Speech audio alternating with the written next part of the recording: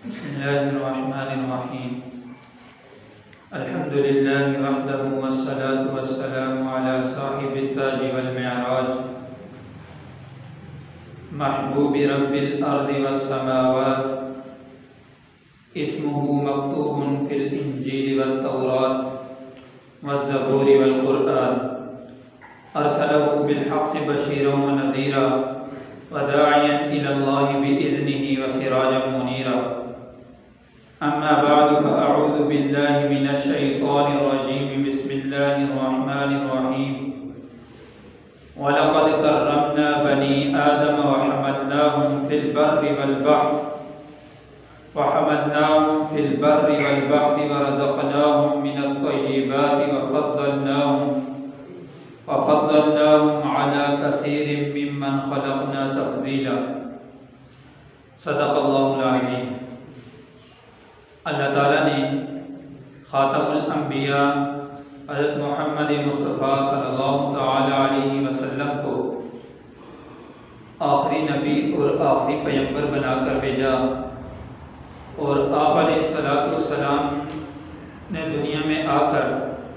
آپ علیہ السلام کی بعثت سے قبل بہت سی ایسے معاشرے میں برائیاں پیدا ہو چکی تھیں، بہت سی معاشرے میں خرابیاں پیدا ہو چکی تھیں، جن کو آپ علیہ السلام نے آ کر درست فرمایا. معاشرے کی ان برائیوں کا، معاشرے کی ان خرابیوں کا آپ علیہ السلام نے اصلاح فرمائی. ان معاشرتی اصولوں کو اللہ تعالیٰ نے قرآن پاک میں بیان فرمایا ہے. ان میں سے ایک اصول انسانیت کا احترام ہے کہ آج کے دور میں اگر دیکھا جائے تو آج کے دور میں اور ایک دور آج کا ہے اور ایک دور آپ علیہ السلام کا دور تھا. جب آپ علیہ السلام کی بعثت ہوئی تو بعثت آپ علیہ السلام کی ایسے معاشرے میں ہوئی جس معاشرے میں قوم قبیلے کو،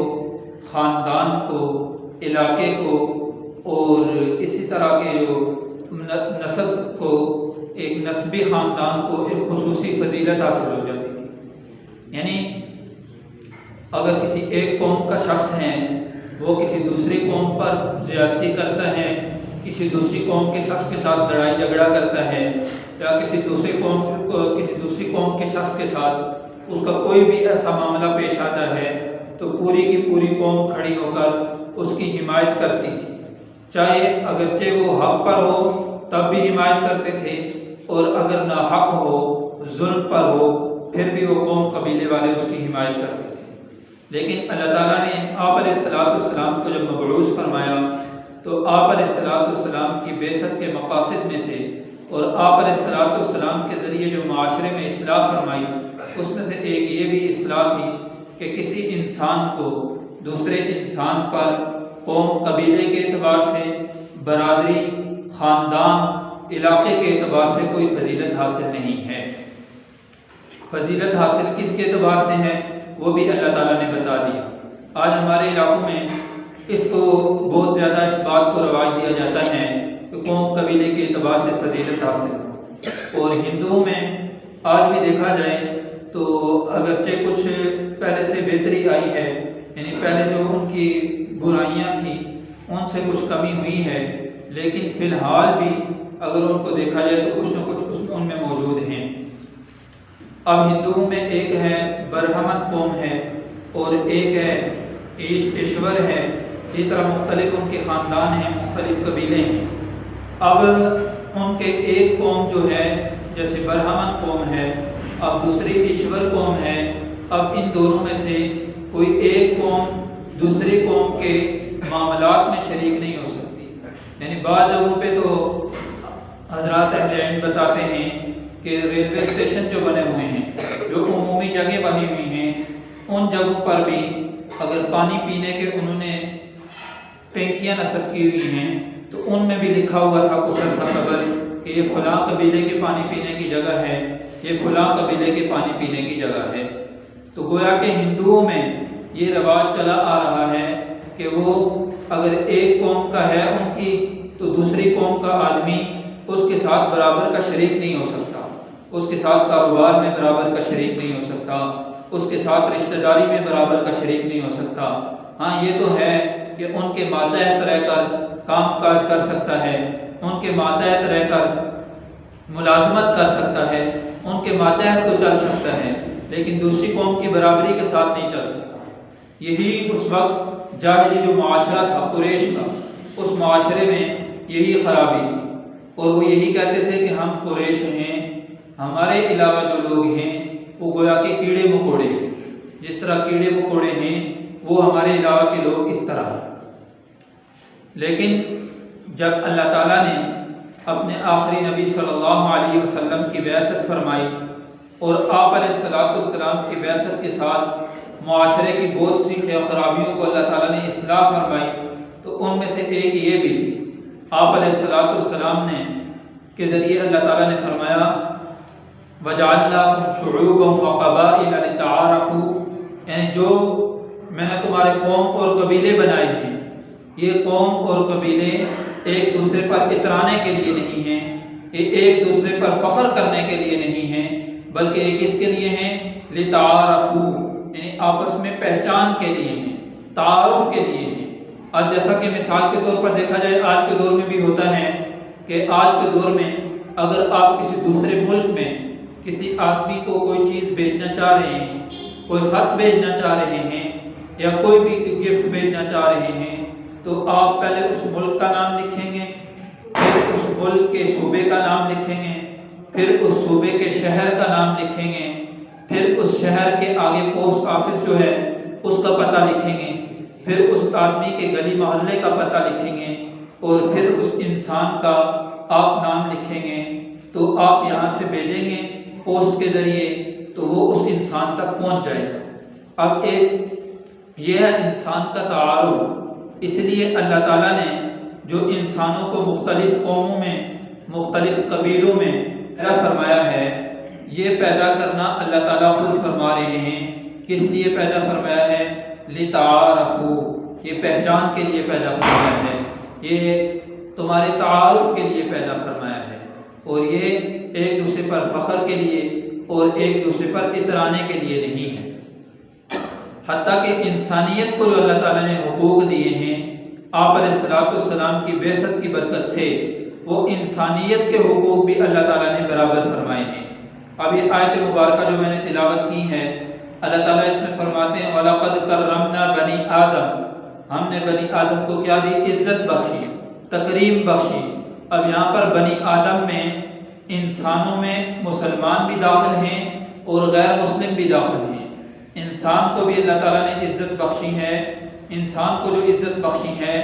وہی عزت اگر مسلمان کے لیے ہے تو کافر کے لیے بھی وہی عزت ہے، کیونکہ آدم علیہ السلام اور حضرت حوا کو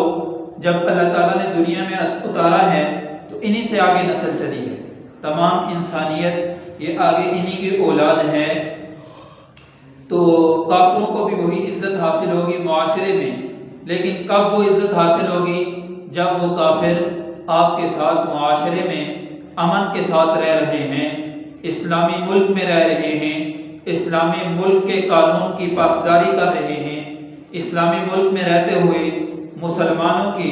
جان مال عزت اور آبرو کو کوئی نقصان نہیں پہنچا رہے، مسلمانوں کی کسی چیز کا کوئی نقصان نہیں کر رہے، مسلمانوں کی جان ان سے محفوظ ہے، مسلمانوں کا مال ان سے محفوظ ہے، مسلمانوں کی عزت اور آبرو ان سے محفوظ ہے، تو پھر اس کافر کی جو کافر آپ کے ساتھ اس معاشرے میں رہ رہا ہے وہی عزت ہے معاشرتی طور پر جو ایک مسلمان کی عزت ہے۔ اس کافر کے جان مال کو آپ نقصان نہیں پہنچا سکتے، اس کافر کی کسی چیز کو آپ نقصان نہیں پہنچا سکتے، اس کافر کو کوئی کسی اعتبار سے بھی آپ دکھ اور تکلیف نہیں پہنچا سکتے۔ یہ شریعت آپ کو بالکل اجازت نہیں دیتی جب تک آپ کے معاشرے میں وہ رہ رہا ہے امن کے ساتھ۔ اور اس سے بھی بڑھ کر ایک آگے کی بات کہ آپ اللہ کے نبی صلی اللہ علیہ وسلم نے شریعت نے کافر کو کیا کیا حقوق دیے ہیں۔ اگر وہ کافر کے ساتھ آپ علیہ السلام کے دور میں اگر صحابہ کا لشکر جاتا تھا جہاد کے لیے،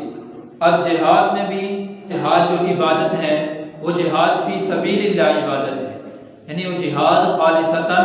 اللہ تعالیٰ کی رضا کے لیے ہو۔ آج ہمارے دیش کی، ہمارے وطن ہے، فوج ہے، آرمی، اس کا مونو آپ نے دیکھا ہوگا، اس پہ بھی اگر لکھا ہوا ہے تو اس کی دائیں طرف ایمان اور اس کی بائیں طرف تقوی اور درمیان میں جہاد فی سبیل اللہ لکھا ہوا ہے۔ اس لیے جو عبادت ہے وہ جہاد فی سبیل اللہ عبادت ہے کہ اللہ تعالیٰ کی رضا کے لیے جہاد کیا جائے۔ ہاں اگر کوئی آپس میں لڑ رہا ہے، اپنے قوم کے لیے لڑ رہا ہے، کہ اپنی قوم قبیلے کے لیے لڑائی ہے، اس کی عبادت نہیں ہوگی بلکہ یہ فساد ہوگا۔ اور اگر کوئی زمین کے لیے لڑ رہا ہے، کسی مکان کے لیے لڑ رہا ہے، تو یہ آپس کی جو لڑائی ہے اس کی شریعت بالکل اجازت نہیں دیتی، یہ عبادت نہیں ہوگی، یہ جہاد نہیں ہوگا۔ جہاد وہی ہوگا، عبادت وہی ہوگی جو جہاد فی سبیل اللہ، اللہ تعالیٰ کی ذات کے لیے، اللہ تعالیٰ کے کلمے کو بلند کرنے کے لیے، اللہ تعالیٰ کے دین کی پھیلاؤ کے لیے جہاد ہوگا، وہی جہاد سمجھا جائے گا شریعت کی نظر میں۔ اب میں بات کر رہا تھا کہ اللہ کے نبی صلی اللہ علیہ وسلم نے اور شریعت نے غیر مسلموں کو کہاں تک حقوق دیے ہیں۔ اللہ کے نبی صلی اللہ علیہ وسلم جب جہاد کے لیے لشکر کو روانہ فرماتے تھے تو آپ علیہ السلام اس لشکر کو جب ہدایات فرماتے اور ان ہدایات میں یہ بھی فرماتے کہ اس علاقے میں جب تم جاؤ گے تو اس علاقے کے مشکات شریف کی حدیث مبارک ہے جس کا ترجمہ آج کر رہا ہوں، مفہوم آج کر رہا ہوں، کہ اللہ کے نبی صلی اللہ علیہ وسلم فرماتے کہ اس علاقے میں درختوں کو بھی نہیں کاٹنا کیونکہ یہ درخت تمہارے دشمن نہیں ہیں۔ اب دشمن کی زمین ہے، دشمن کی زمین کے درختوں کو کاٹنے سے بھی اللہ نے منع فرما دیا، ایسی اللہ نے عزت دی ہے کافر کو بھی۔ اور پھر اللہ کے نبی صلی اللہ علیہ وسلم نے فرمایا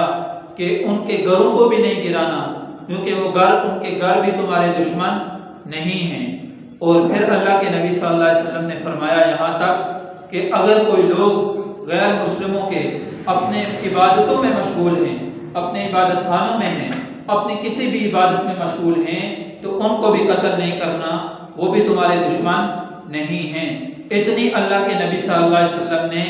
غیر مسلم کی جان مال عزت کی بھی حفاظت کی ہدایات فرمائی ہیں، اتنی ان کو عزت اور شرف بخشا ہے۔ اور اس سے بھی بڑھ کر کہاں تک عزت اور شرف اللہ کے نبی صلی اللہ علیہ وسلم نے بخشا ہے کہ میدان جہاد میں اب کافر مسلمان کے مقابلے میں ہیں اور مسلمان اور کافر کے آپس میں جنگ ہے، اور جنگ کہاں تک ہے، جان اگر تھوڑی سی سستی ہو، تھوڑا سا پیچھے ہٹیں، اپنی جان تو جائے گی ہی لیکن اسلام کا بھی نقصان اور مسلمانوں کا بھی نقصان ہوگا۔ لیکن اس حال میں بھی اللہ کے نبی صلی اللہ علیہ وسلم نے فرمایا کہ کافروں کے جو بچے ہیں ان بچوں کو بھی کچھ نہیں کہنا، ان پر بھی تلوار نہیں چلانی، ان کو بھی قتل نہیں کرنا، اور حتیٰ کہ کافروں کے جو بوڑھے ہیں ان بوڑھوں پر بھی تلوار اٹھانے سے، ان بوڑھوں کو بھی اللہ کے نبی صلی اللہ علیہ وسلم نے قتل کرنے سے منع فرمایا ہے۔ اور آج ہم اپنے معاشرے میں دیکھیں کہ ہمارے معاشرے میں کیا ہوتا ہے کہ اگر چھوٹی سی بات کوئی ایک بندہ دوسرے کو کہہ دے تو ایک چھوٹی سی بات پہ سالوں سالوں ناراضگیاں چلتی ہیں، حتیٰ کہ مسلمان معاشرہ ہے، مسلمان رہنے والے ہیں، آپس میں لین دین کے معاملات تھے، رشتہ داریوں کے معاملات تھے، کہاں کہاں تک کے معاملات تھے، صرف ایک چھوٹی سی بات کہہ دی زبان سے اور اس بات پر سالوں سال ناراضگیاں چلتی ہیں، حتیٰ کہ خوشیوں اور غمیوں میں بھی شرکت کو چھوڑ دیا جاتا ہے۔ ایسا ہم برائی کے اس دہانے پر پہنچ چکے ہیں۔ میرے بھائیوں، یہ مسلمانوں کے معاشرہ نہیں ہے، اسلامی معاشرے کے یہ تعلیمات نہیں ہیں۔ اسلامی معاشرے کی تعلیمات تو یہ ہیں، اللہ کے نبی صلی اللہ علیہ وسلم نے فرمایا سل من قطعت واعف عن من ظلمک واحسن الی من اساء الیک، جو تم سے ناتا توڑے اس سے تم ناتا جوڑو، یعنی جو تم سے برائی کرتا ہے، برا بھلا کہتا ہے، رشتہ داری تعلقات کو توڑتا ہے، اس سے بھی تعلقات کو بنانے کی، اس سے بھی تعلقات کو جوڑنے کی اللہ کے نبی صلی اللہ علیہ وسلم نے ترغیب دی ہے۔ آج لوگ کہتے ہیں کہ جب اتنی لڑائی جھگڑا کے بعد کچھ صلح صفائی کی صورت بنتی ہے تو سامنے بات کیا آتی ہے، لوگ کہتے ہیں کہ اس نے مجھے یہ بات کہہ دی، اس نے مجھے ایسی بات کہہ دی جس پہ مجھ سے ٹھہرا نہیں گیا، تو اس کے بعد ہماری لڑائی جھگڑا ہوا۔ میرے دوستو، اگر کوئی نرمی سے بات کرے، نرم انداز سے بات کرے، نرم بات کرے تو وہ بات تو سہنے کی کوئی، اصل میں سہنے کی بات اور صبر کرنے کی بات وہی ہوتی ہے جو انسان کے دل میں لگے، اور جو انسان کو بری گزرے، جو ناگوار بات گزرے، اسی پر صبر کرنا اصل صبر ہے۔ ورنہ خوش خلقی والی بات، اچھی بات، اس پر صبر کی ضرورت ہی نہیں پڑتی، وہ تو انسان کے دل کو اچھی لگتی ہے۔ اگر کوئی آپ کو برا بھلا کہتا ہے، گالی گلوچ دیتا ہے، آپ کو معاشرے میں برا بھلا کہتا ہے، تو آپ اس پر صبر کر گزرتے ہیں، چپ ہو کر سہ جاتے ہیں، یہ اصل صبر کی چیز ہے۔ تو اس لیے معاشرے میں انسان جب رہتا ہے تو معاشرے میں بعض چیزوں کو سہنا پڑتا ہے، معاشرے کی برائیوں کو انسان آہستہ آہستہ ختم کرنے کی کوشش کرے۔ اور پھر میں عرض یہ کر رہا تھا کہ اللہ کے نبی صلی اللہ علیہ وسلم نے اس معاشرے میں، اسلامی معاشرے میں مسلمان کو کیا بلکہ کافر کو بھی عزت سے نوازا ہے۔ اللہ کے نبی صلی اللہ علیہ وسلم کا خطبہ حجۃ الوداع، یعنی آپ علیہ السلام نے جو آخری حج اور اس کا جو مشہور خطبہ ہے، اس خطبے میں اللہ کے نبی صلی اللہ علیہ وسلم نے فرمایا لا فضل لعربی علی العجمی، یعنی کسی عربی کو کوئی فضیلت حاصل نہیں ہے کسی عجمی پر، یعنی زبان کے اعتبار سے، قوم قبیلے کے اعتبار سے، اور اس اعتبار سے دوسرے انسان پر کوئی فضیلت حاصل نہیں ہے۔ اور ولا ابیض علی الاسود، اور نہ ہی کسی گورے کو کسی کالے پر فضیلت حاصل ہے، یعنی رنگ اور نسل کے اعتبار سے بھی کسی انسان کو دوسرے انسان پر فضیلت حاصل نہیں ہے،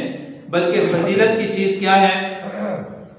اب دیکھیں، انسان کو اللہ تعالیٰ نے فضیلت بخشی ہے، لیکن فضیلت کی اللہ تعالیٰ نے چیز بھی بیان فرمائی ہے، ان اکرمکم عند اللہ اتقاکم۔ اسی آیت میں اللہ نے پہلے بیان فرمایا وجعلناکم شعوبا وقبائل لتعارفوا، میں نے